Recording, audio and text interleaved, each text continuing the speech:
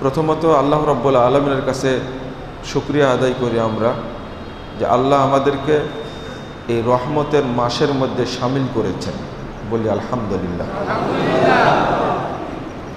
অনেকেই রমাদানের আগের দিনও মারা গেছে, সারাটি বছর পার করার পরে রমাদান মাস না পেয়ে একদিন আগে মারা গেছে। সে অনেক রহমত থেকে বঞ্চিত হয়েছে, আল্লাহর দয়া থেকে, বরকত থেকে, সাকিনা থেকে বঞ্চিত হয়েছে। সেই তুলনায় আল্লাহ রাব্বুল আলামিন আমাদেরকে রমাদানে শামিল করেছেন, এই জন্য আল্লাহর শুকরিয়া আদায় করতে হয় আলহামদুলিল্লাহ। আমি প্রথমে কয়েকটা কথা ছোট ছোট করে বলে নিই, আপনাদের মাথায় যেন এগুলো থাকে। রমাদানের মৌলিক উদ্দেশ্য তিনটা। এক নম্বর, বান্দাকে যাবতীয় পাপ থেকে মুক্ত করা। মূলত সিয়ামের লক্ষ্যই হলো মানুষকে যাবতীয় পাপ থেকে মুক্ত করা।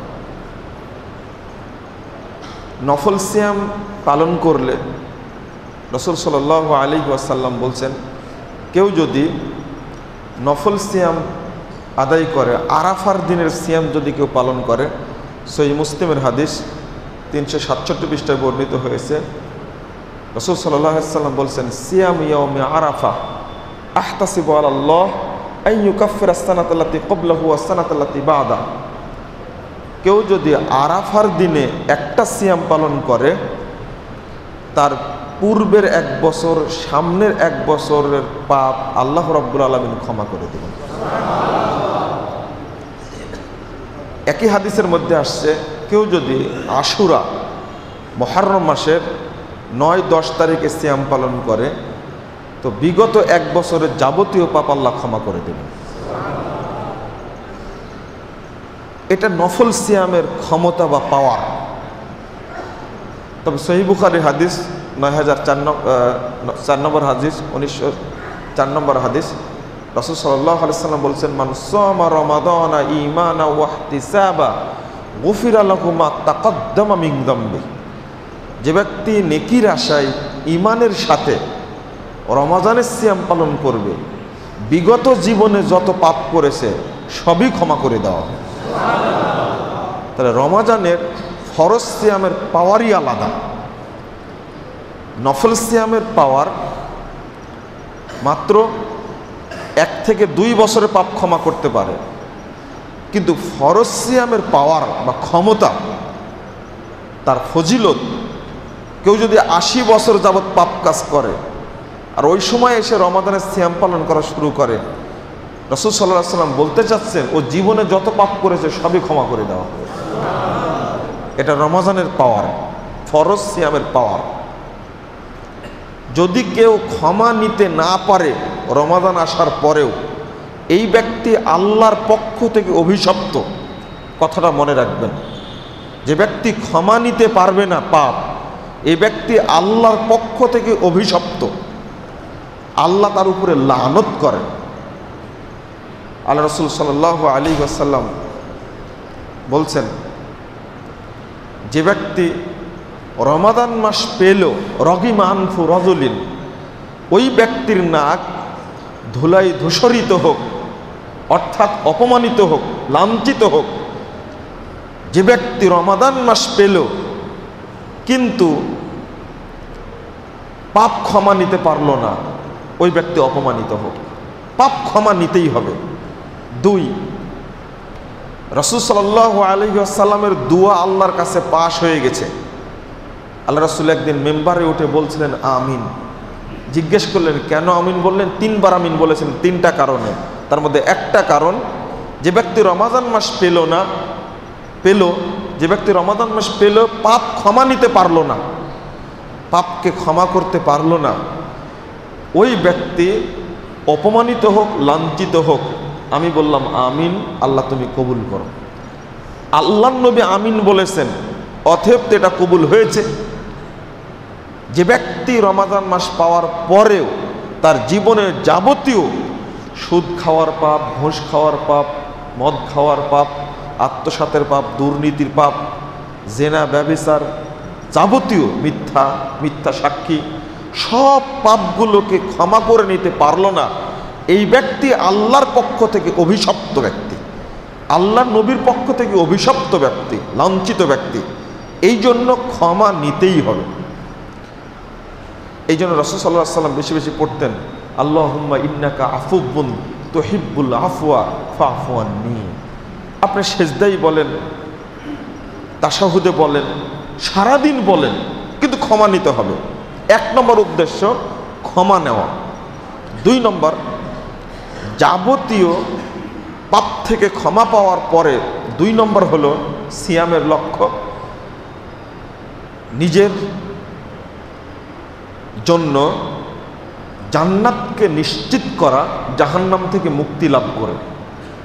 জাহান্নাম থেকে মুক্তি পেয়ে জান্নাত নিশ্চিত করা, এটা সিয়ামের মৌলিক লক্ষ্য। রাসূল সাল্লাল্লাহু আলাইহি সাল্লাম বলছেন, সহিহ বুখারীর হাদিস 2840 নম্বর হাদিস, মান সামা ইয়াওমান ফি সাবিলিল্লাহ, কেউ যদি একটা সিয়াম পালন করে, নফল সিয়াম যদি কেউ পালন করে, বা'দাল্লাহু ওয়াজহাহু আনিন নার 70 খরিফা, আল্লাহ রাব্বুল আলামিন এই ব্যক্তিকে 70 বছর একটা ঘোড়া অতিক্রম করার পরে যেখানে গিয়ে থামবে, একটা বিমান 70 বছর চলার পরে যেখানে গিয়ে থামবে, আল্লাহ জাহান্নাম থেকে ওই ব্যক্তিকে তত দূরে রাখবে। একটা নফল সিয়াম, মাত্র একটা নফল সিয়াম। রাসূল সাল্লাল্লাহু আলাইহি ওয়াসাল্লাম বলছেন, তিরমিজির হাদিস 3535 নম্বর হাদিস, আর একটা হাদিস আসছে 1624 নম্বর হাদিস, মুহাম্মদ সাল্লাল্লাহু আলাইহি ওয়াসাল্লাম বলছেন, মান সামা ইয়াওমান ফি সাবিলিল্লাহ জাআলাল্লাহু বাইনাহু ওয়া বাইনান নারি খান্দাকা কামা বাইনাস সামাই ওয়াল আরদ। যে ব্যক্তি একটা নফল সিয়াম পালন করবে, আল্লাহ রাব্বুল আলামিন তার জন্য জান্নাত এবং তার মাঝে একটা গর্ত খুঁড়বেন, যে গর্তের দূরত্ব হবে আসমান থেকে জমিন পরিমাণ যতটুকু দূরত্ব। আল্লাহ সিয়াম পালনকারীকে জাহান্নামে দিতে চান না। 1642 এবং 43 নম্বর হাদিস ইবনু মাজার মধ্যে আসছে, রাসূল সাল্লাল্লাহু আলাইহি ওয়াসাল্লাম বলছেন যে আল্লাহ রাব্বুল আলামিন প্রতি রমাদান, ওইটা তো বললাম নফল সিয়াম, ফরজ সিয়াম সম্পর্কে আল্লাহ বলেন, প্রতিদিন রমাজানের রাত্রিতে এবং দিনে আল্লাহ বলেন, ইয়াবাগিয়াল খায়রি আকবিল ওয়া ইয়াবাগিয়াশ শাররি আকসির। হে কল্যাণের অভিসারী, হে কে নেকি কাজ করতে চাও, বেশি বেশি নেকি করতে চাও, তুমি আগাও, প্রতিযোগিতা করো। হে পাপিষ্ঠ, হে দুর্নীতিবাজ, হে সুদখোর, ঘুষখোর, হে মিথ্যুক, তুমি থামো। আকসির, তুমি তোমার গতি রোধ করো। তুমি মনে রেখো, ওয়ালিল্লাহি উতাকাউ মিনান নার ওয়া যালিকা ফি কুল্লি লাইলা। আল্লাহ রাব্বুল আলামিন রমাজানের প্রত্যেক দিন এবং প্রত্যেক রাত্রিতে অসংখ্য জাহান্নামীকে জাহান্নাম থেকে মুক্ত করে জান্নাত দান করে দেন। প্রতি রাত্রিতে, প্রতিদিনেই। আপনার ভাগ্যে কি আছে আপনি জানেন না, আমার ভাগ্যে কি আছে আমি জানি না। আমি আল্লাহর কাছে বলি যে আল্লাহ, তুমি আমাকে জাহান্নাম থেকে মুক্ত করো। এই রমাজানের বিনিময়ে জাহান্নাম থেকে মুক্ত করে আমাকে তুমি জান্নাতের সদস্য বানিয়ে নাও। এই দোয়া তো আমি আল্লাহর কাছে করতে পারি, কিন্তু আমি কেন বলি না? রমাজানের ওসিলায়, সিয়ামের ওসিলায় আমি জাহান্নাম থেকে মুক্তি পাওয়ার চেষ্টা করব। রাসূল সাল্লাল্লাহু আলাইহি ওয়াসাল্লাম বলছেন আর একটা হাদিসে, ওয়া যালিকা কুল্লি ইনদা কুল্লি ফিতরিন, প্রত্যেক দিন ইফতারের সময়ে আল্লাহ অসংখ্য জাহান্নামীকে মুক্ত করে জান্নাত দান করে। তো আমি তো জান্নাত চাই না, জাহান্নাম থেকে মুক্তি চাই না। আপনি বারবার বলেন, সারাদিন বলেন, সিয়াম পালনকারীর দোয়া কবুল হয়। আল্লাহ রাসূল বলছেন, সুবে সাদেক থেকে সূর্যাস্ত পর্যন্ত পুরো টাইমটাই হলো দোয়া কবুলের টাইম, পুরো টাইমটা। আপনি বলেন, আল্লাহুম্মা ইন্নী আসআলুকাল জান্নাহ ওয়া আউযু বিকা মিনান নার। আপনি বলতেই থাকেন, আল্লাহুম্মা ইন্নী আসআলুকাল জান্নাতাল ফিরদাউস। আল্লাহ রাসূল বলছেন, ইযা সাআলতাল জান্নাহ ফাসআলিল জান্নাতাল ফিরদাউস। তুমি যে জান্নাত চাও, তাহলে সর্বোচ্চ জান্নাত জান্নাতুল ফেরদাউস চাও। আপনি দোয়া করতে থাকেন, আল্লাহুম্মা ইন্নী আসআলুকাল জান্নাতুল ফেরদাউস, আল্লাহুম্মা ইন্নী আসআলুকাল জান্নাহ ওয়া আউযু বিকা মিনান নার। আপনি বলতেই থাকেন। সিয়ামের 2 নম্বর লক্ষ্য হলো মানুষকে জাহান্নাম থেকে মুক্ত করে জান্নাত নিশ্চিত করা। সিয়ামই একটা ইবাদত এবং কোরআন একটা ইবাদত। কোরআন তেলাওয়াত একটা ইবাদত। কোরআন এমন একটা গ্রন্থ, কারো উপরে জাহান্নাম ওয়াজিব হয়ে গেছে কিয়ামতের মাঠে, ও জাহান্নামে যাবে। 1839 নম্বর হাদিস বাইহাকির শুআবুল ঈমানের মধ্যে এসেছে, রাসূল সাল্লাল্লাহু আলাইহি ওয়াসাল্লাম বলছেন, কেউ যদি কারো উপরে যদি জাহান্নাম ওয়াজিব হয়ে যায় আর ওই লোকটা যদি সিয়াম পালনকারী হয়, ও সিয়াম পালন করে গেছে, সিয়াম আল্লাহকে বলবে, আয় রব ইন্নী মানাতুহু তুআম ওয়াশ শাহাওয়াত বিন নাহার ফাশাফিনি ফি। আয় রব, হে আল্লাহ, এই লোকটিকে আমি খানা পিনা থেকে বাধা দিয়েছিলাম, আর কোনো আমল না থাক, শুধু সিয়ামের কারণে তুমি লোকটাকে মাফ করো, আমার সুপারিশ কবুল করো। এই কথা বলা মাত্রই আল্লাহ লোকটাকে মাফ করে দিবেন। তাহলে সিয়াম মানুষকে এইভাবেই উপকার করতে পারে। আল্লাহ রাসূল বলছেন, 614 নম্বর হাদিস তিরমিজির মধ্যে আসছে, আস-সাওমু জুন্নাহ। অন্য হাদিস আসছে, আস-সাওমু জুন্নাতুম মিনান নার। সিয়াম মূলত জাহান্নামের ঢাল। সিয়াম মানুষকে জাহান্নামে যেতে দিবে না।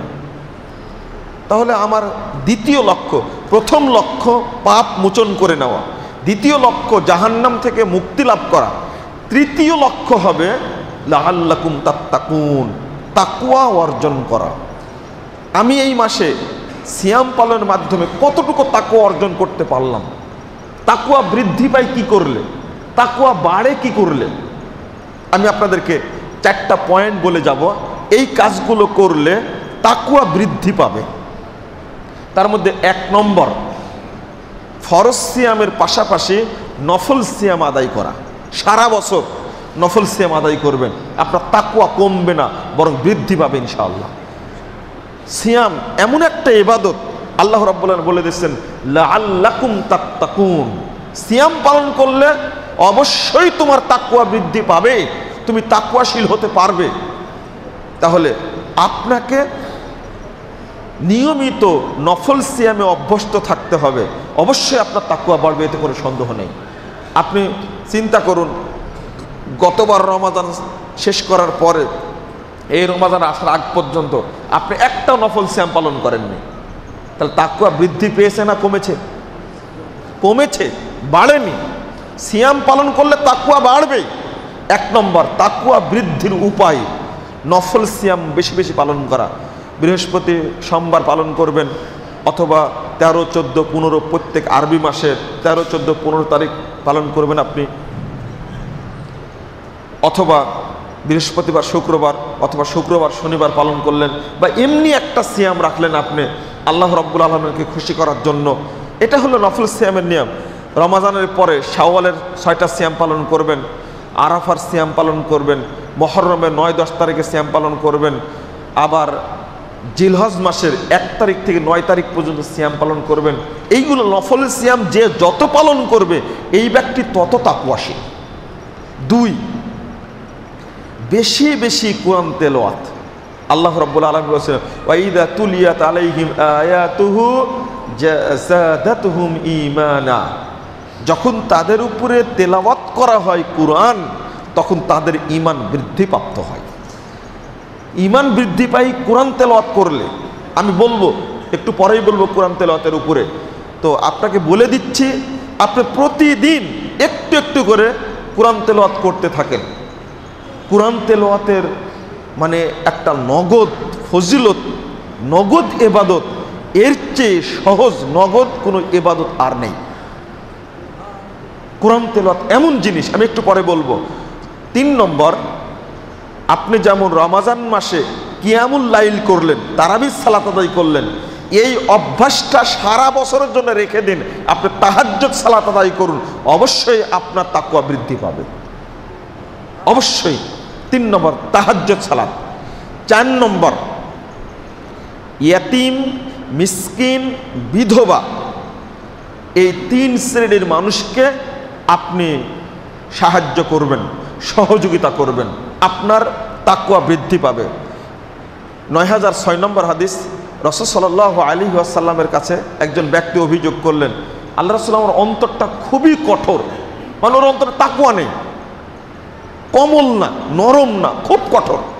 আল্লাহ রাসূল তাকে বুদ্ধি শিখিয়ে দিলেন, ইমসাহ রাসাল ইয়াতীম ও আতইমিল মিসকিন, যখন এতিম দেখতে পাবা তখন তার মাথায় তুমি হাত বুলিয়ে দিবে, আর মিসকিন পেলে মিসকিনকে খেতে দিবে, দেখবা আল্লাহর রহমতে তোমার অন্তরটা ঠান্ডা হয়ে যাবে, তোমার অন্তর আর কঠোর থাকবে না। একই পরিবারে 3 জনকে পাবেন আপনি। একটা বিধবা পরিবার, দেখবেন তার 3-4টা 2-3টা ছোট ছোট বাচ্চা আছে, কিন্তু মহিলাটা স্বামীহারা, এতিমও পেলেন, বিধবাও পেলেন, আর এই পুরো পরিবারটা মিসকিন পরিবার। এক পরিবারকে সহযোগিতা করলে, আল্লাহর নবী মুহাম্মদ সাল্লাল্লাহু আলাইহি ওয়াসাল্লাম বলছেন, 6006 নম্বর হাদিস, সহিহ বুখারীর হাদিস, আস-সাই আলাল আরমালা ওয়াল মিসকিন কাল মুজাহিদ ফি সাবিলিল্লাহ আও কাস-সাইমি বিন নাহার ওয়াল কাইমি বিল লাইল। সহিহ বুখারীর হাদিস। যে ব্যক্তি এতিম, মিসকিন, বিধবাকে সহযোগিতা করে, ওই ব্যক্তি যেন যুদ্ধের মাঠে কাফেরদের বিরুদ্ধে যুদ্ধ করে। কত বড় ফজিলত! অথবা ওই লোকটি যেন সারা বছর তাহাজ্জুদ পড়ে, সারা বছর নফল সিয়াম পালন করে। আল্লাহ রাসূল বলেছেন, আউ কাল কাইমি বিল লাইলি ওয়াস সাইমি বিন নাহার, ও যেন সারা বছর তাহাজ্জুদের সিয়াম পালন, তাহাজ্জুদের সালাত আদায় করে, ওই ব্যক্তি যদি সারা বছর নফল সিয়াম পালন করে। যদি বিধবা, মিসকিন, এতিমকে কেউ সহযোগিতা করে, আল্লাহ রাব্বুল আলামিন তার ফজিলত বর্ণনা করেছেন। এই বুঝি না আমরা। তো আমি বলতে চেয়েছিলাম যে প্রথমত আমি রমাজান মাসে মুহাম্মদ সাল্লাল্লাহু আলাইহি ওয়াসাল্লাম কোন কাজটা বেশি বেশি করতেন সে বিষয়ে বলবো। আপনারা বলেন তো, কোন কাজটা বেশি করতেন? কে বলতে পারেন? বেশি বেশি দান করতেন, সাদাকা করতেন। সহিহ বুখারীর হাদিস 1902 নম্বর হাদিস, মুহাম্মদুর রাসূলুল্লাহ সাল্লাল্লাহু আলাইহি ওয়াসাল্লাম সম্পর্কে ইবনে আব্বাস বলছেন, মানব জাতির মধ্যে যত মানুষ আছে পৃথিবীতে, যত মানুষ ছিল, কানা নবী সাল্লাল্লাহু আলাইহি ওয়াসাল্লাম আজওয়াদান নাস বিল খায়র, মানুষের মধ্যে সবচেয়ে বড় দানশীল ছিলেন মুহাম্মদুর রাসূলুল্লাহ সাল্লাল্লাহু আলাইহি ওয়াসাল্লাম। এর চেয়ে বড় দানশীল আর কেউ ছিলেন না। হয়তোবা সম্পদ ছিল বেশি, কিন্তু নবীর মতো কেউ দান করতে পারেননি। কারণ আল্লাহর নবী যত দান করতেন, কিয়ামত পর্যন্ত আর কেউ এরকম হবেও না।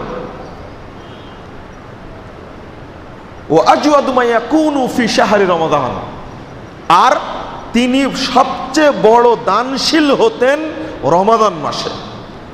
লিআন্না জিবরিলা কানা ইয়ালকাহু ফি কুল্লি লাইলাতিন ফি শাহরি রমাদান ওয়া ইয়ারজু আলাইহি রাসূল সাল্লাল্লাহু আলাইহি ওয়াসাল্লাম আল কুরআন। জিবরিল আমিন প্রত্যেক রাত্রিতে আল্লাহর নবীর সঙ্গে সাক্ষাৎ করতেন, প্রত্যেক রাত্রিতে সাক্ষাৎ করতেন, এবং আল্লাহ রাসূল তার কাছে কোরআন পেশ করতেন।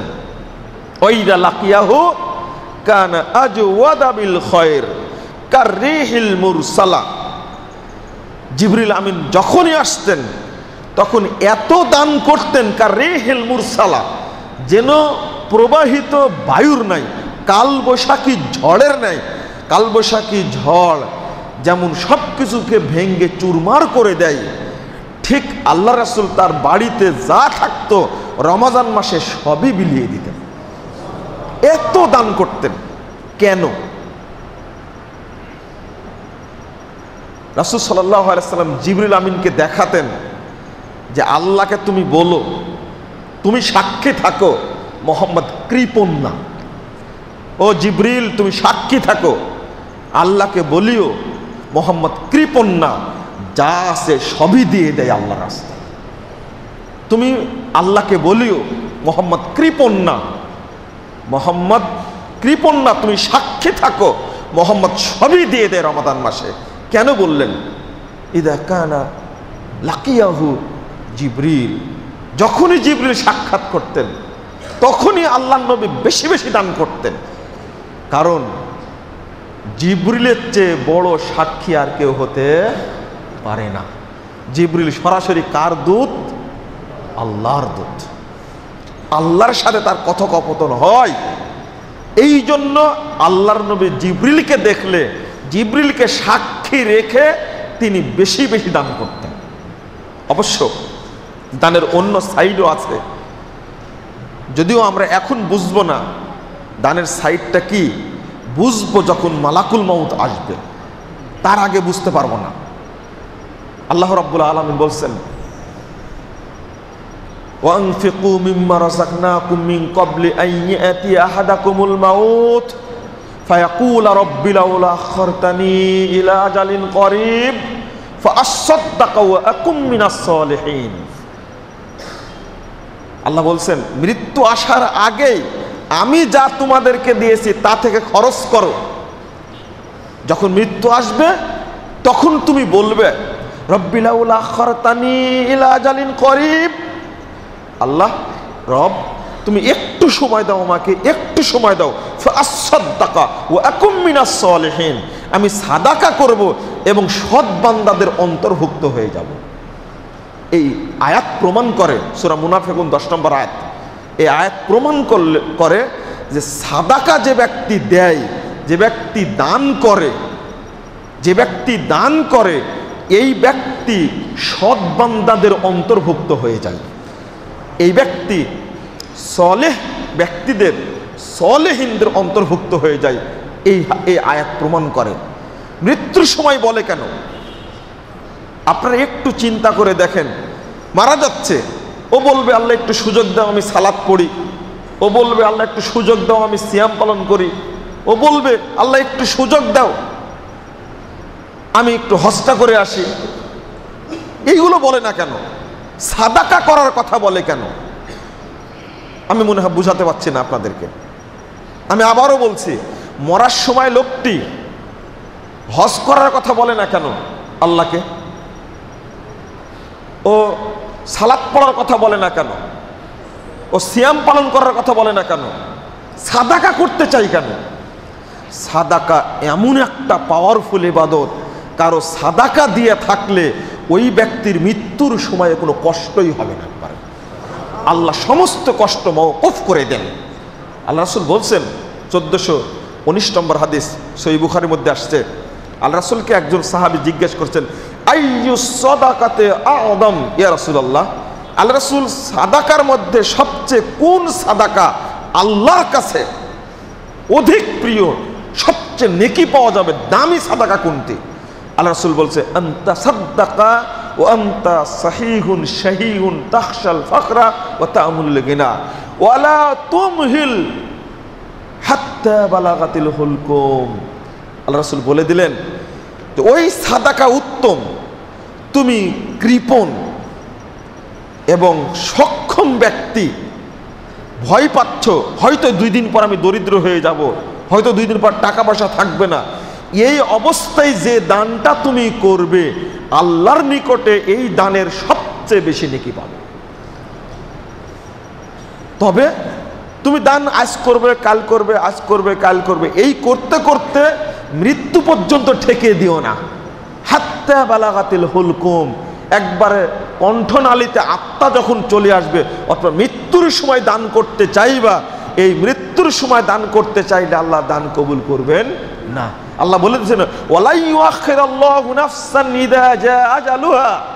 ওই আয়াতের পরেই বলছেন আল্লাহ একটু টাইমও দিবেন না, যদি তার মৃত্যু চলে আসে, কণ্ঠনালীতে আত্মা চলে আসলে আর দান কবুল করবেন না। আর যদি দান করা থাকে, কোনো ব্যক্তির যদি দান করা থাকে, আল্লাহ রাসূল সাল্লাল্লাহু আলাইহি ওয়াসাল্লামের বাণী, দান করলে সমস্ত পাপ থেকে লোকটি মুক্তি লাভ করে, আল্লাহর সমস্ত রাগ থেকে সে মুক্তি লাভ করে এমনকি আল্লাহ বলছেন মৃত্যুর সময় ওই ব্যক্তি মালাকুল মাউত, ওই ব্যক্তিকে মালাকুল মাউত জান্নাতের সুসংবাদ দেওয়ার পরে জানটা কবজ করেন। মালাকুল মাউত এসে বলে, ইয়া আইয়াতুহান নাফসুল মুতমাইন্নাহ ইরজিই ইলা রাব্বিকি রাদিয়াতাম মারদিয়াহ ফাদখুলি ফি ইবাদি ওয়াদখুলি জান্নাতি। মালাকুল মাউত এসে বলে, হে প্রশান্ত আত্মা, তুমি বেরিয়ে এসো, তোমার রবের দিকে ফিরে যাও, আল্লাহ তোমার প্রতি সন্তুষ্ট, তুমিও আল্লাহর প্রতি সন্তুষ্ট।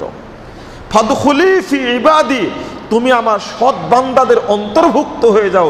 ওয়াদখুলি জান্নাতি, এবং তুমি আমার জান্নাতে প্রবেশ করো। আল্লাহু আকবার। আল্লাহর কি রহমত! ওই ব্যক্তির মৃত্যুর আযাবই কি, কবরের আযাবই কি, জাহান্নামের আযাবই কি, কিয়ামতের কঠিন অবস্থা কি, একটাও কি সে বুঝতে পারবে না? একটাও বুঝতে পারবে না। সে মৃত্যুবরণের সঙ্গে সঙ্গে জান্নাতে চলে যাবে। এটা মালাকুল মাউত মরার আগে সুসংবাদ জানিয়ে দিবেন। কার এই ভাগ্য হবে যে মৃত্যুর সময় সুসংবাদ শুনতে পাবে জান্নাতের? ওর কবরে আযাব থাকবে না, মৃত্যুর কষ্ট থাকবে না, কিয়ামতের মাঠে কোনো সমস্যা থাকবে না, ও মরার সঙ্গে সঙ্গে জান্নাতে চলে যাবে। মৃত্যুর পর পরই একজন মানুষের জান্নাত জাহান্নাম হয়ে যায়। কিয়ামতের মাঠে এটা মাপকাঠি শো মাত্র, আপনাকে দেখানো হবে, বুঝানো হবে এই পাপের কারণে এ জাহান্নামে যাচ্ছে, আর এই নেকির কারণে এই ব্যক্তি জান্নাতে যাচ্ছে। এটা মানুষের কাছে মানদণ্ড খাড়া করার জন্য কিয়ামত। কিন্তু মানুষের জাহান্নাম এবং জান্নাতের ফায়সালা মরার সাথে সাথেই হয়ে যায়, সঙ্গে সঙ্গে হয়ে যায়। মরার সাথে সাথে জাহান্নাম, মরার সাথে সাথে জান্নাত। যে ব্যক্তি জান্নাতের আমল করবে জান্নাতে যাবে। কেন? রাসূল সাল্লাল্লাহু আলাইহি সাল্লাম রমাজানকে সাদাকার জন্য বেছে নিলেন। সাদাকার যতগুলো সাইড আছে, এই সাইডগুলোর মধ্যে রমাজান মাসে ওই সাইডগুলো আমল করলে, রমাজানের মধ্যে ওই আমলগুলো করতে পারলে রহমতের মাস, বরকতের মাস, ক্ষমার মাস, যত প্রকারের দয়া সাকিনার মাস হলো রমাদান। এই মাসে সাদাকা করলে বহু পরিমাণ, দ্বিগুণ পরিমাণ, অসংখ্য নেকি হবে। এই জন্য মুহাম্মদ সাল্লাল্লাহু আলাইহি সাল্লাম এই মাসে সাদাকা করতেন। যেমন আল্লাহ রাসূল বলছেন, ইন্নাস সাদাকাতা লা তুতফিউ যুনুবা কামা ইউতফিউল মা আন-নার। আপনি অনেক পাপ করেছেন, অনেক পাপ করেছেন, আর এটা ক্ষমার মাস। আপনি অনেক পাপ করেছেন, আর রমাজান ক্ষমার মাস। আল্লাহ রাসূল বলছেন, সাদাকা পাপকে অনুরূপ নষ্ট করে দেয়। সাদাকা পাপকে অনুরূপ নষ্ট করে দেয়, যেমন পানি আগুনকে নষ্ট করে দেয়। পানির কাছে দুর্বল কি? আগুন। আগুন পানির কাছে দুর্বল। আর পাপ দুর্বল কার কাছে? সাদাকার কাছে, দানের কাছে। একজন ব্যক্তি যতই পাপ করুক না কেন, তাহলে রমাজান মাসে সাদাকা করলে এমনি ক্ষমার মাস, এরপরে এই মাসে সাদাকা করলে ওই ব্যক্তির কোনো পাপ থাকতে পারে? কোনো পাপ থাকবে না, একবার সম্পূর্ণ নিষ্পাপ হয়ে যাবে। রাসূল সাল্লাল্লাহু আলাইহি সাল্লাম বলছেন, 3168 নম্বর হাদিস, শুআবুল ঈমান, ইমাম বাইহাকির একটা হাদিসের গ্রন্থ শুআবুল ঈমান। এই গ্রন্থের মধ্যে এসেছে, রাসূল সাল্লাল্লাহু আলাইহি ওয়াসাল্লাম বলছেন, সাদাকাতুস সিররি তুতফিউ গাদাবার রব। একজন ব্যক্তি আমাকেই বলছেন যে আমি যত পাপ করেছি আল্লাহ আমাকে ক্ষমা করবে না, আমি আল্লাহর কাছে ক্ষমা চাইতে পারি না। তাহলে ব্যক্তির ভিতরে একটু অনুশোচনা এসেছে। আমি এত পাপ করেছি জীবনে, যে পাপ মানুষ করে না ওই পাপ আমি করেছি, কিন্তু আল্লাহকে আমি বলতে পারি না। এই মাত্র কয়েকদিন আগের ঘটনা।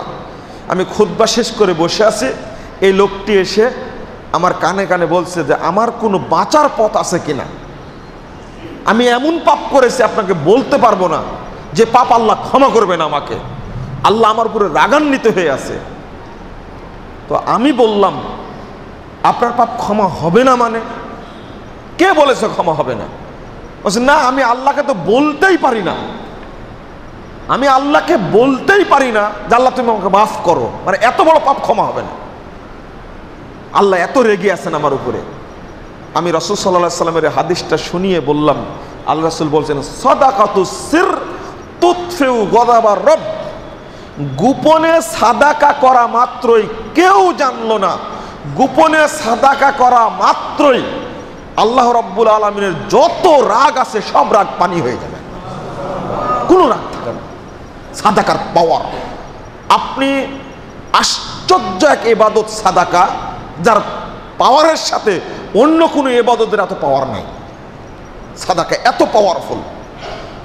একজন পতিতালয়ের মহিলা, আল্লাহ রাসূল বলছেন, কুয়ার পাশ দিয়ে যাচ্ছে, তো দেখছে যে একটা কুকুর জিহ্বা বের করে হাঁসফাঁস করছে। কাদা ইয়াকতুলুহুল আতাস, 3321 নম্বর হাদিস সহিহ বুখারীর মধ্যে এসেছে যে ওকে যেন তার পিপাসা মেরে ফেলে দিবে, এত পিপাসিত কুকুর, ও যেন মরে যাবে। কুকুর হারাম প্রাণী, হালাল না। ওই পতিতালয়ের মহিলা, এই জিনাকারিনী মহিলা, তার পায়ের মোজা খুলে উড়নার সাথে বেঁধে কুয়া থেকে পানি তুলে মহিলা ওই কুকুরটাকে পান করালো। আর এর কারণেই আল্লাহ রাব্বুল আলামিন ওই মহিলাকে ক্ষমা করে দিলেন। এটা একটা সাদাকা, এটাও একটা সাদাকা। আল্লাহ কত দয়াশীল, সাদাকার প্রতি আল্লাহ দুর্বল, কত কত দুর্বল। আমি আপনাদেরকে বুঝাতে পারছি না, আমি বুঝাতে সক্ষম না সাদাকার পাওয়ার কত। আপনি মারা গেলেন, আমি বললাম যাবতীয় পাপ ক্ষমা করার জন্য সাদাকাই যথেষ্ট। মৃত্যুর আযাব থেকে বাঁচার জন্য সাদাকাই যথেষ্ট। কবরে আপনি মাটি দিয়েছেন, আপনার বাপকে, আপনার মাকে, আপনার দাদাকে, আপনার স্ত্রীকে, আপনার স্বামীকে কবরে মাটি দিয়েছেন, দাফন করে আসছেন, আপনি জানেন না কবরের অবস্থা কি। তবে হাদিসে এসেছে, রাসূল সাল্লাল্লাহু আলাইহি ওয়াসাল্লাম বলছেন যে যদি জবাব দিতে না পারে জাহান্নামের সব দরজা খুলে দেওয়া হয়, ওই কবরটা আর কবর থাকে না, জাহান্নাম হয়ে যায়, পুরোটাই জাহান্নাম হয়ে যায়। ওই অবস্থায় রাসূল সাল্লাল্লাহু আলাইহি ওয়াসাল্লাম বলছেন, সাহাবীরা শুনে রাখো, হাদিস 788 নম্বর হাদিস তাবরানী কাবিরের মধ্যে আসছে, আল্লাহ নবী সাল্লাল্লাহু আলাইহি ওয়াসাল্লাম বলছেন, ইন্নাস সাদাকাতা লা তুতফিগু আন আহলিহা হাররাল কুবুর। সাদাকা দেওয়া মাত্রই এই কবরে যত আযাব সঙ্গে সঙ্গে আযাব বন্ধ হয়ে যাবে। তুতফ মানে ফু দিয়ে বাতি নিভিয়ে দেওয়া। বাতি বুঝেন? বাতি, মোমবাতি জ্বলছে, ফু দিয়ে নিভিয়ে দিতে কতক্ষণ সময় লাগে? বাংলাদেশে কোনো ঘরে যদি আগুন লাগে, কোনো বিল্ডিংয়ে আগুন লাগে, তো 10, 12টা, 15টা, 20টা ইউনিট ফায়ার সার্ভিসের কাজ করেও 3-4 দিন যাবত আগুন নিভাতে পারে না। এটা দুনিয়ার আগুন। আল্লাহ নবী বলছেন, রাসূল সাল্লাল্লাহু আলাইহি ওয়াসাল্লাম বলছেন, কেউ যদি তার পক্ষ থেকে, মাইয়েতের পক্ষ থেকে সাদাকা করে দেয়, একবারে 1 সেকেন্ডের মধ্যে আল্লাহ কবরের আযাবকে মাফ করে দেবেন। এটা সাদাকার পাওয়ার। অন্য কোন ইবাদত আছে, অন্য কোন মাধ্যম আছে এত দ্রুত কবরের আযাবকে মাফ করবে? অন্য কোন মাধ্যম আছে? সাদাকার চেয়ে বড় মাধ্যমের কথা আর পাওয়া যায় না। আপনি কাল কিয়ামতের মাঠে অবস্থান করছেন, আপনি বাঁচবেন কি করে? কিয়ামতের মাঠ খুব জটিল এবং কঠিন মাঠ। সূর্য থাকবে মাথার উপরে। সাহাবেরা হিসাব করে বলছেন, চোখ এবং চোখের ভুরুর দূরত্ব যতটুকু, সূর্য হয়তো বা ততটুকু দূরে থাকবে মাথা থেকে। এমত অবস্থায় বাঁচবেন কি করে? এখানেও দরকার সাদাকা। রাসূল সাল্লাল্লাহু আলাইহি ওয়াসাল্লাম বলছেন, লিকুল্লি ইমরিন ফি জিল্লি সাদাকাতিহি হাত্তা ইউকদা বাইনান নাস। প্রত্যেক ব্যক্তি কাল কিয়ামতের মাঠে সাদাকার ছায়ার নিচে অবস্থান করবে যতক্ষণ পর্যন্ত বিচার শেষ না হবে। আল্লাহু আকবার। সাদাকা কি জিনিস? সাদাকা দিলে ওই ব্যক্তি সাদাকার ছায়ার নিচে অবস্থান করবে। সাদাকার কারণে সূর্যের তাপ তার মাথায় আর লাগবে না। এটা কিয়ামতের মাঠের অবস্থা। আপনি কাঠগড়ায় দাঁড়িয়ে গেছেন, এই কাঠগড়া থেকে বাঁচবেন কি করে? আগে যে হাদিসটা বললাম, সহিহ ইবনে হিব্বান 3310 নম্বর হাদিস, 1413 নম্বর হাদিস, রাসূলুল্লাহ সাল্লাল্লাহু আলাইহি ওয়াসাল্লাম বলছেন, যখন কাঠগড়ায় মানুষ দাঁড়াবে, ডানে দেখতে পাবে জাহান্নাম দাউ দাউ করে জ্বলছে, বামে দেখতে পাবে জাহান্নাম দাউ দাউ করে জ্বলছে, এমত অবস্থায় বাঁচবে কি করবে? সামনে হলেন আল্লাহ রাব্বুল আলামিন, লাইসা বাইনাহু ওয়া বাইনাহু তারজামান, সামনে উভয়ের মধ্যে কোনো দোভাষী নেই, কেউ নেই। আল্লাহ এবং ওই ব্যক্তি কাঠগড়ায় দাঁড়িয়ে গেছে, বিচার হচ্ছে। আল্লাহ রাসূল এই কথা বলা মাত্রই বলছেন, সাহাবীরা শোনো, এই কাঠগড়ায় যে ব্যক্তি দাঁড়াবে বাঁচতে পারবে না। ওয়াত্তাকুন নার ওয়ালাউ বিশিক্কি তামরাতিন ওয়া ইল্লাম ইয়াজিদ ফাবিকালিমাতিন তাইয়্যিবা। এই কাঠগড়া থেকে বাঁচার জন্য, এই কাঠগড়া থেকে বাঁচার জন্য এক টুকরা খেজুর হলেও, জাহান্নাম থেকে বাঁচার জন্য এক টুকরা খেজুর হলেও আল্লাহকে দান করো। এক টুকরা খেজুর যদি না থাকে কারো কাছে, সক্ষম যদি না হয়, তাহলে ভালো একটা কথা বলে আল্লাহকে সাদাকা করো। কাল কিয়ামতের মাঠে এই ব্যক্তি কাঠগড়ায় আর উঠতে পারবে না। আলহামদুলিল্লাহ, আলহামদুলিল্লাহ। সাদাকার পাওয়ার আমি হয়তো বুঝাতে অক্ষম না, কিন্তু মুহাম্মদ সাল্লাল্লাহু আলাইহি ওয়াসাল্লাম বুঝিয়ে গেছেন। আপনার সব পাল্লাই এগিয়ে গেছেন, সব শেষ শেষ মুহূর্তে আপনার শেষ পরীক্ষা জান্নাতে যাওয়ার জন্য। বলুন তো কি পরীক্ষা? জান্নাতে যাওয়ার জন্য শেষ পরীক্ষা কি বান্দা? পুল সিরাত পার হতে হবে।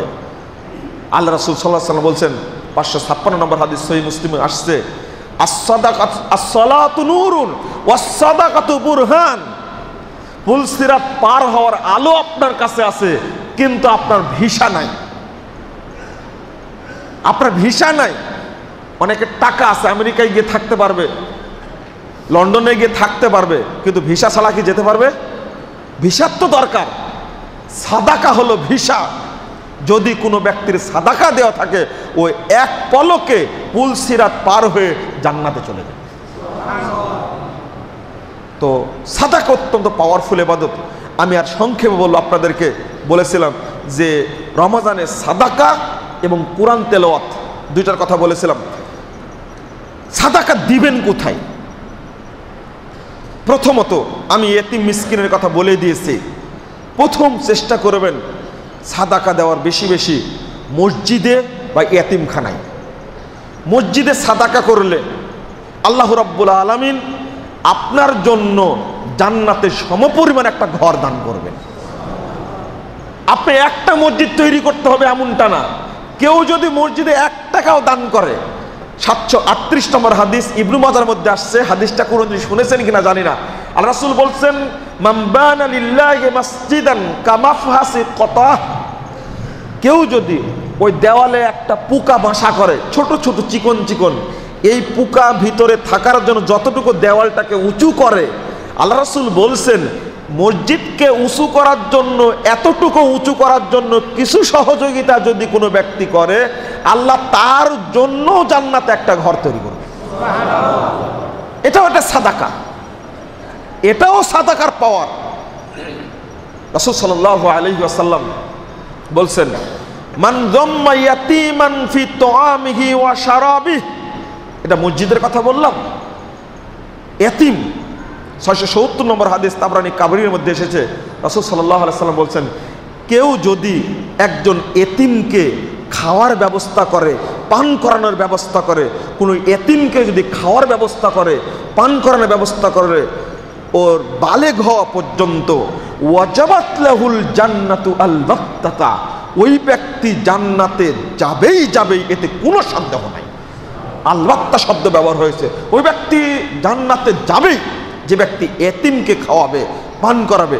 এতিম এমন একটা গুরুত্বপূর্ণ বিষয়, তবে একটু পার্থক্য আছে।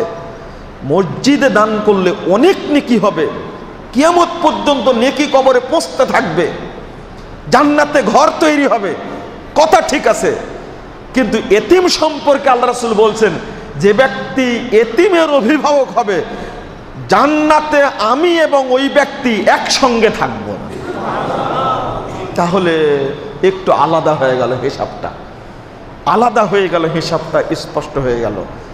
তো মিসকিন এবং এতিমকে সহযোগিতা যে ব্যক্তি করবে, এই ব্যক্তি আল্লাহর নবীর সাথে জান্নাতে থাকবে।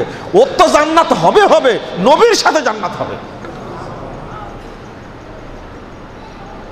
আজকে প্রেক্ষাপটে যে সবচেয়ে বড় জরুরি বিষয়, যেটা এই মসজিদ, মাদ্রাসা, এতিমখানা দানের পাশাপাশি সর্বোত্তম দান হলো আল্লাহর কাছে, সেটা হলো দ্বীনি কাজে মানে দান করা, দাওয়াতি কাজে।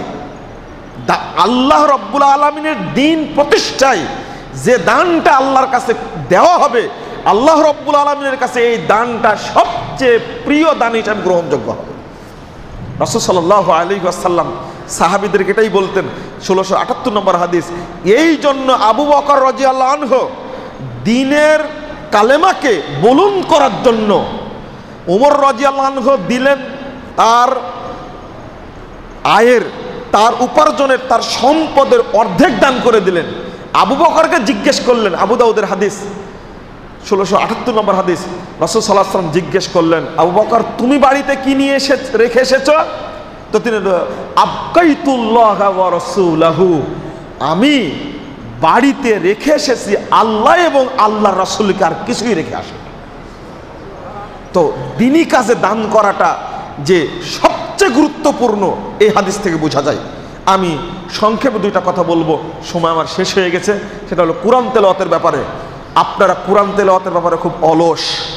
রমাজান মাস কোরআন তেলাওয়াতের মাস, রমাজান মাস কোরআন নাজিলের মাস। শুধু কোরআন না, পৃথিবীতে যত গ্রন্থ নাজিল হয়েছে, জাবুর, ইনজিল, তাওরাত, ইব্রাহিম আলাইহিস সালামের উপরে সহিফা, আদম আলাইহিস সালামের উপরে সহিফা, নূহ আলাইহিস সালামের উপরে সহিফা নাজিল হয়েছে, সবগুলোই নাজিল হয়েছে রমাদান মাসে। মূলত কোরআন নাজিলের জন্যই আল্লাহর আসমানি কিতাব সমূহ রমাদান মাসে নাজিলের জন্যই রমাদানের মর্যাদা। কোরআন এমন একটা জিনিস, আপনারা কোরআন তেলাওয়াত থেকে বিরত থাকেন। আপনি যখন কোরআন তেলাওয়াত করবেন তখন কয়েকটা কথা মনে রাখবেন। এক নম্বর কথা মনে রাখবেন, প্রত্যেকটা হরফের বিনিময়ে আমার অসংখ্য নেকি হচ্ছে। আপনারা তো শুনেছেন 2901 নম্বর হাদিস, আল্লাহ রাসূল সাল্লাল্লাহু আলাইহি ওয়াসাল্লাম বলছেন, কেউ যদি একটা হরফ তেলাওয়াত করে ওই ব্যক্তির এক নেকি হয়, 1কে 10 থেকে বৃদ্ধি করা হয়।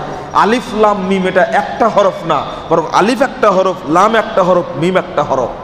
আরেকটা হাদিস যোগ দিন এর সাথে, সহিহ বুখারী 6491 নম্বর হাদিস, আল্লাহ রাসূল বলেছেন, কেউ যদি কোনো আমল করার চেষ্টা করে এবং আমলটা করে ফেলে, আপনি কোরআন তেলাওয়াতের ইচ্ছা করলেন এবং কোরআন তেলাওয়াতটা করে ফেললেন, আল্লাহ রাসূল বলছেন আল্লাহ রাব্বুল আলামিন তিনি তার জন্য কাতাবাল্লাহু লাহু আশরা হাসানাত ইলা 700 দিফিন, আল্লাহ রাব্বুল আলামিন ওই ব্যক্তির জন্য 10 থেকে 700 নেকি লিপিবদ্ধ করবেন। ইলা আযআফিন কাসীরা, 700কে তিনি অসংখ্য গুণে গুণান্বিত করবেন। এবার কি মাপা যাবে কি কত নেকি হবে? একটা অক্ষর পড়লে কত নেকি হবে সেটা তো আর মাপা গেল না। মনে করবেন একটা হরফ তেলাওয়াত করে মনে করবেন আমি অসংখ্য নেকি পাবো এর মাধ্যমে। 2 নম্বর মনে করবেন যে আমি তেলাওয়াত করছি আর ফেরেশতারা উপস্থিত থেকে শুনছে। 2 নম্বর মনে করবেন আমি তেলাওয়াত করছি, স্বয়ং ফেরেশতারা উপস্থিত থেকে আমার তেলাওয়াত শুনছে। 3135 নম্বর হাদিস তিরমিজির মধ্যে এসেছে, আল্লাহ রাসূল সাল্লাল্লাহু আলাইহি ওয়াসাল্লাম বলছেন, যে ব্যক্তি ফজরের টাইমে, ফজরের আগে পরে কোরআন তেলাওয়াত করবে, তাশহাদুহু মালায়েকাতুল লাইলি ওয়া মালায়েকাতুন নাহার, ওই তেলাওয়াত করার সময় রাত্রির যত ফেরেশতা, দিনের যত ফেরেশতা সব এক জায়গায় উপস্থিত হয় কোরআন তেলাওয়াতের সময়। আল্লাহ রাসূলের কাছে একজন ব্যক্তি এসে বলছেন, সহিহ বুখারীর হাদিস 5018 নম্বর হাদিস, এক ব্যক্তি বলছে, আল্লাহ রাসূল আমি কোরআন তেলাওয়াত করতে করতে বাহিরে বের হয়ে দেখলাম যে ছায়ার মতো দেখছি আর ভিতরে প্রদীপ দেখা যাচ্ছে, ছোট ছোট প্রদীপ।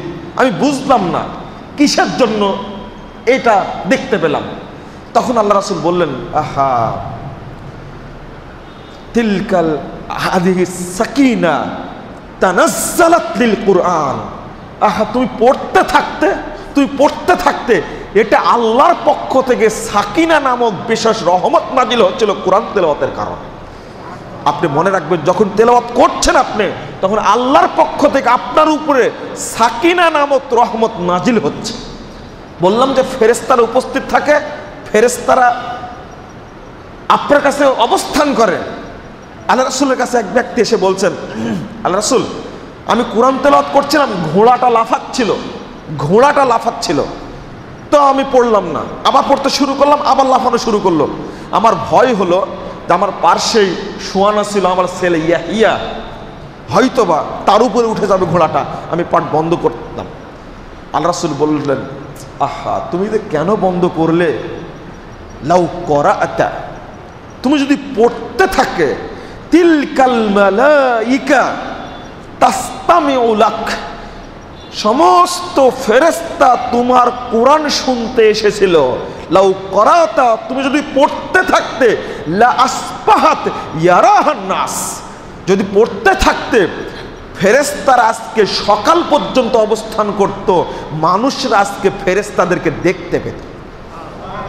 কি বুঝলেন আপনি কি বুঝলেন? পুরো কোরআনটা রহমত, পুরো কোরআনটাই বরকত, পুরো কোরআনটাই হেদায়েত। আল্লাহ বলছেন, ওয়ানাজ্জালনা আলাইকাল কিতাব তিবয়ানাল লিকুল্লি শাই হুদাও ওয়া রাহমাতাও ওয়া বুশরা লিল মুসলিমিন। সূরা নাহল 89 নম্বর আয়াত। আল্লাহ রাব্বুল আলামিন বলছেন, হে মুহাম্মদ, আমি আপনার উপরে কোরআন নাজিল করেছি সবকিছুর ব্যাখ্যা স্বরূপ, বায়ান, বর্ণনা, সবকিছুর বর্ণনা এর মধ্যে আছে। তারপরে বলছেন হুদা, কোরআনটা হলো হেদায়েত, ওয়া রহমা, এটা হলো রহমত, ওয়া বুশরা লিল মুসলিমিন, আর এটা হলো মুসলিমদের জন্য জান্নাতের সুসংবাদ। আল্লাহ বলছেন, ওয়া নুনাজ্জিলু মিনাল কুরআনি মা হুয়া শিফা ওয়া রাহমাতুল লিল মুমিনিন, এটা মুমিনদের জন্য আরোগ্য এবং আল্লাহর পক্ষ থেকে রহমত নাজিলের কারণ। কোরআন পড়লে রহমত নাজিল হবেই, কিন্তু আমি বুঝি না। আমি আপনাকে পুরো কোরআন তেলাওয়াত করতে বলছি না, আমি আপনাকে সূরা ইখলাসটা 3 বার পড়তে বলছি না, আপনি সূরা ইখলাস আপনাকে একবার পড়তে বলছি না, আপনাকে সূরা ইখলাসের 2টা আয়াত পড়ার জন্য বলছি। সহিহ বুখারীর হাদিস 898 নম্বর হাদিস, মুহাম্মদুর রাসূলুল্লাহ সাল্লাল্লাহু আলাইহি ওয়াসাল্লাম চলছিলেন আবু হুরায়রার সাথে ছিলেন। এক ব্যক্তি বলছে, কুল হু আল্লাহু আহাদ আল্লাহুস সামাদ। এক ব্যক্তি পড়ছে, আল্লাহ রাসূল শুনেই বলছেন ওয়াজাবাত, ওর জন্য জান্নাত ওয়াজিব হয়ে গেছে। শুধু কুল হু আল্লাহু আহাদ আল্লাহুস সামাদ পড়েছে, আল্লাহ রাসূল বললেন ওয়াজাবাত, ওয়াজিব হয়ে গেছে। আবু হুরায়রা জিজ্ঞেস করতেন, মা ওয়াজাবাত, কি ওয়াজিব হয়ে গেল আল্লাহ রাসূল? তো বললেন ওয়াজাবাত লাহুল জান্নাহ, আরে যে কে যেন পড়লো কুল হু আল্লাহু আহাদ, এই ব্যক্তির জন্য জান্নাত ওয়াজিব হয়ে গেছে। আল্লাহ রাসূল সাল্লাল্লাহু আলাইহি ওয়াসাল্লাম একদিন সাহাবীদের বললেন, ও সাহাবীরা, আজকে আমি কোরআনের 3 ভাগের 1 ভাগ তেলাওয়াত করব তোমাদের সামনে। 812 নম্বর হাদিস, সহিহ মুসলিমে আসছে। সাহাবীরা জমা হয়ে গেছে মসজিদে। আল্লাহ রাসূল বাড়ি থেকে বেরিয়ে বললেন, কুল হু আল্লাহু আহাদ আল্লাহুস সামাদ লাম ইয়ালিদ ওয়া লাম ইউলাদ ওয়া লাম ইয়াকুল লাহু কুফুয়ান আহাদ, বলেই বাড়ি চলে গেলেন। সাহাবীরা জমা হতে আছে। আবার বের হয়ে বললেন, কি ব্যাপার, তোমরা এখনো জমা হচ্ছে, ঘটনা কি? আপনারা বলেছেন আজকে কোরআনের 3 ভাগের 1 ভাগ পড়ে শোনাবেন, এই জন্য আমরা জমা হচ্ছে। তখন আল্লাহ বললেন, আলা ইন্নাহা কুল হু আল্লাহু আহাদ ইন্নাহা লা তাদিলু সুলুসাল কুরআন, আরে কুল হু আল্লাহু আহাদ এই সূরাটাই হলো কোরআনের 3 ভাগের 1 ভাগ। কেউ যদি একবার পাঠ করে, আল্লাহ রাসূল বলছেন কোরআনের 3 ভাগের 1 ভাগ পড়া হয়ে গেল তার। কেউ যদি 3 বার পাঠ করে, ওই ব্যক্তি পুরো কোরআন একবার পড়ার নেকি পেয়ে গেল। আল্লাহ রাসূল সাল্লাল্লাহু আলাইহি ওয়াসাল্লাম বলেছে, মান করা কুল হু আল্লাহু আহাদ আশরা মাররাত, যে ব্যক্তি সূরা ইখলাস 10 বার পড়ে শেষ করবে, বানাল্লাহু লাহু কসরান ফিল জান্নাহ, আল্লাহ রাব্বুল আলামিন তার জন্য জান্নাতে বিশাল একটা প্রাসাদ তৈরি করবেন। তো মনে হচ্ছে সূরা ইখলাসই পড়ি। আবার যদি সূরা মুলকের কথা বলি, তখন আপনার মনে হবে তাহলে সূরা ইখলাস বাদ, সূরা মুলক পড়ি। যদি কোনো ব্যক্তি মারা যায়, সূরা মুলক পড়া ব্যক্তি, ওর উপরে জাহান্নাম ওয়াজিব হয়ে গেছে, জাহান্নামে যাবে। কিন্তু সূরা মুলক আল্লাহকে বলবে, 1400 নম্বর হাদিস আবু দাউদের মধ্যে আসছে, আল্লাহকে বলবে, আল্লাহ তুমি তাকে ক্ষমা করো, আমাকে পাঠ করেছে। বলতে বলতে আল্লাহ বলবেন, না ক্ষমা হবে না। সূরা মুলক বলবে, আল্লাহ ক্ষমা করো, হাত্তা ইউগফারা লাহু, অবশেষে ওই ব্যক্তিকে ক্ষমা করে দেওয়া হবে। তাহলে সুপারিশ করবে সূরা মুল্ক। আর একটা হাদিস আসছে, সূরাতুল মানিয়া বলা হয় সূরা মুল্ককে। কবরের মাটি দেওয়ার পরে সূরা মুল্ক পাহারাদার হিসাবে অবস্থান করবে। সূরা মুল্ক পাহারাদার হিসাবে অবস্থান করবে। যখনই আসবে আযাবের ফেরেশতা, তখনই বলবে, এই আমি এখানে আছি, তুমি কেন আসছো এখানে? বলুন, ফেরেশতার পাওয়ার বেশি না আল্লাহর কালামের পাওয়ার বেশি? আল্লাহর কালামের পাওয়ার বেশি। কিয়ামত পর্যন্ত কবর পাহারা দেবে সূরা মুল্ক। ওর কবরের কাছে আযাবের ফেরেশতা ঢুকতে পারবে না। এখন মনে হচ্ছে স্যার সূরা মুল্ক পড়াই ভালো, কারণ কবরে আযাব থেকে বাঁচাবে, জাহান্নাম থেকে বাঁচাবে। জাহান্নাম ওয়াজিব হয়ে গেলেও সূরা মুল্ক পড়ার কারণে আল্লাহ আমাকে মুক্তি দান করবেন, আমি সূরা মুল্ক পড়ব। মনে রাখবেন একটা কথা, যারা কোরআন তেলাওয়াত করতে জানে না তারা কিন্তু কবরে উত্তর দিতে পারবে না। বৃদ্ধ থেকে বৃদ্ধা যত বয়সী হোক না কেন, আজকে কোরআন পড়া শিখুন। কারণ কবরে তিনটা প্রশ্নের জবাব দিতে পারলে জিজ্ঞেস করবেন 4 নম্বর প্রশ্ন, ওমা ইউদ্রিকা, তোমাকে এগুলো কে শিখিয়েছে? তখন ওই লোকটি বলবে, কে শিখেছে মানে? করারতু কিতাব আল্লাহ, আমি আল কোরআন পড়েছিলাম, ওয়া সাদ্দাকতু বিহি ওয়া আমানতু, আমি তাকে সত্যায়ন করেছিলাম এবং তারপরে ঈমান এনেছিলাম। বোঝা যাচ্ছে যে ব্যক্তি কোরআন পড়া জানে এই ব্যক্তি কেবল কবরে উত্তর দিতে পারবে। যারা কোরআন তেলাওয়াত করতে জানে না তারা উত্তর দিতে পারবে না। এই হাদিস প্রমাণ করে। আপনি তখন বলতে পারবেন ভাষা তো একটাই, মার রব্বুকা ভাষা একটাই, ওমা দিনুকা ভাষা একটাই, ওমার নাবিয়ুকা ভাষা একটাই, ভাষা তো আর নাই, এটাই ভাষা। যদি উত্তর দিতে পারেন তো উত্তর হবে কি? করারতু কিতাব আল্লাহ ও সাদ্দাকতু বিহি ওয়া আমানতু, আমি আল্লাহর কাছে, আমি ফেরেশতার কাছে বলবো যে কোরআন পড়েনি, এ কি বলতে পারবে? যে কোরআন তেলাওয়াত করেনি বলতে পারবে না? বলতে পারবে না। অতএব কোরআন পড়া শিখুন, আজকে পড়া শুরু করুন। আল্লাহ রাসূল বলছেন, যে ব্যক্তি কোরআন পড়ে কষ্ট করে পড়তে পারে না, বেঁধে যায়, ওয়া হুয়া শাক্কুন আলাইহি ফালাহু আজরান, আমি কোরআন পড়ছি খুব দ্রুত, আপনি আস্তে আস্তে পড়ছেন, আলিফ বা তা সা, কোরআন পড়বেন তাই কায়দা পড়া শুরু করলেন। আল্লাহ রাসূল বলছেন, জোরে কোরআন পড়ে যে নেকিটা হবে, ও আস্তে আস্তে কষ্ট করে পড়ার কারণে ওর ডবল নেকি হবে। আপনি কেন কোরআন পড়া শিখবেন না? এটা কালামুল্লাহ, শিখতেই হবে, এর দ্বারা আপনাকে জান্নাতে যেতেই হবে। এটা চেষ্টা করতে হবে আপনাদেরকে। আমি আপনাদেরকে একটু বিরক্ত করলাম কোরআন তেলাওয়াতের জন্য। আর শেষে বলবো আপনাদেরকে যে সূরা বাকারা এবং সূরা আল ইমরান এতটুকু পড়বেন। আল্লাহ রাসূল বললেন যে তোমরা কোরআন পড়ো, পুরো কোরআনের কথা বললেন। ফাইন্নাহু ইয়াতি ইয়াউমাল কিয়ামাতি শাফিআন লাহু, যে কোরআন তেলাওয়াত করবে কাল কিয়ামতের মাঠে তাকে সুপারিশকারী হিসাবে উপস্থিত হবে। কার উপরে জাহান্নাম ওয়াজিব হয়ে গেছে, কিন্তু সূরা বাকারা এবং সূরা আল ইমরান পড়েছে। আল্লাহ রাব্বুল আলামিনের কাছে ঝগড়া করবে দুইটা সূরা। আল্লাহকে জাহান্নামে দিও না, আল্লাহ বলবেন আমি ওকে জাহান্নামে দেব, ওরা বলবে না জাহান্নামে দিতে দেওয়া যাবে না। মেঘের মতো, পাহাড়ের মতো, পাখির ঝাঁকের মতো এসে সামনে দাঁড়িয়ে যাবে, ওকে জাহান্নামে যেতে দিবে না। অবশেষে আল্লাহ রাব্বুল আলামিন সূরা বাকারা এবং সূরা আল ইমরানের কথা শুনে তাকে মাফ করে দিবেন। আল্লাহ রাসূল বললেন, আচ্ছা ঠিক আছে, শুধু সূরা বাকারা পড়ো, ফাইন্না আখযাহা বারাকা ওয়া তারাকা খাসারা, যে ব্যক্তি সূরা বাকারা তেলাওয়াত করবে ওই ব্যক্তি আল্লাহর বরকতের ভান্ডারটাকে আয়ত্ত করে ফেললো। আল্লাহু আকবার।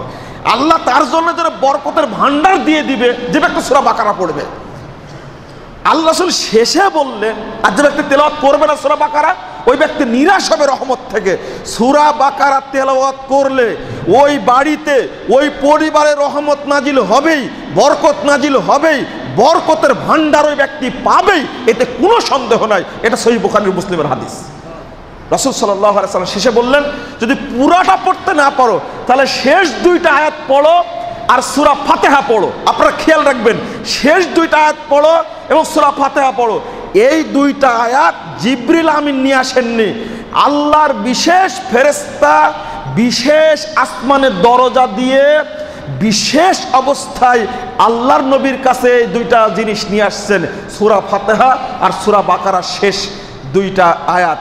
আল্লাহ রাসূল বলছেন এই দুইটা আয়াতের প্রত্যেকটা অক্ষর, সূরা ফাতিহার প্রত্যেকটা অক্ষর এক একটা যেন বরকতের ভাণ্ডার। অক্ষরের কথা বলা হয়েছে, শব্দের কথা বলা হয়নি, বাক্যের কথা বলা হয়নি, আয়াতের কথা বলেনি, এক একটা অক্ষরের কথা বলা হয়েছে। আমি আশা করব আপনাদের কাছে, আপনারা যারা কোরআন তেলাওয়াত করতে জানেন তারা নিয়মিত তেলাওয়াত করবেন। একটা ছোট্ট বই আজকে বিতরণ হবে, আপনারা নিয়ে যাবেন। আপনি কি নিয়মিত কোরআন তেলাওয়াত করেন? আর একটা বই দুয়া ও জিকির, আপনারা চেষ্টা করবেন নিয়মিত কোরআন তেলাওয়াত করা। আর যারা জানেন না আমি তাদেরকে অনুরোধ করব, আজকে রমজান মাস, জুমার দিন মেম্বারে দাঁড়িয়ে আপনাদের প্রতি অনুরোধ করছি, যারা কোরআন তেলাওয়াত করতে জানেন না তারা কোরআন তেলাওয়াত করা শুরু করেন। প্রয়োজনে আমি চেয়ারম্যান সাহেবকে বলবো যে মাগরিবের পরে এখানে বৃদ্ধদের কোরআন তেলাওয়াতের ব্যবস্থা করবেন, যেন কোরআন তেলাওয়াত তারা শিখতে পাবে। একজন শিক্ষককে দিয়ে কোরআন তেলাওয়াতের ব্যবস্থা করবেন। ইনশাআল্লাহ ফ্রি আপনারা কোরআন তেলাওয়াত করতে পারবেন বলে আমি আশা করছি। আপনারা অবশ্যই কোরআন পড়া শিখবেন, অবশ্যই শিখবেন, যেন কবরে আপনার প্রশ্নের উত্তর দিতে পারেন। আল্লাহ রাব্বুল আলামিন আমাদের তৌফিক দান করুক, আল্লাহুম্মা আমিন। আমি অনুরোধ করব আপনাদের আরেকটি, সেটা হলো কোরআনের হাফেজ তৈরি করার চেষ্টা করুন। আমি হাফেজের ফজিলত আজকে বলতে পারলাম না, অন্যদিন বলার চেষ্টা করবো ইনশাল্লাহ। যারা কোরআনের হাফেজের বাবা তারা এই দুনিয়ার সবচেয়ে মানুষের মধ্যে নবী রাসূলদের পরে, সাহাবীদের পরে কোরআনের হাফেজের বাবা হলো সবচেয়ে সম্মানী, সবচেয়ে দামি ব্যক্তি।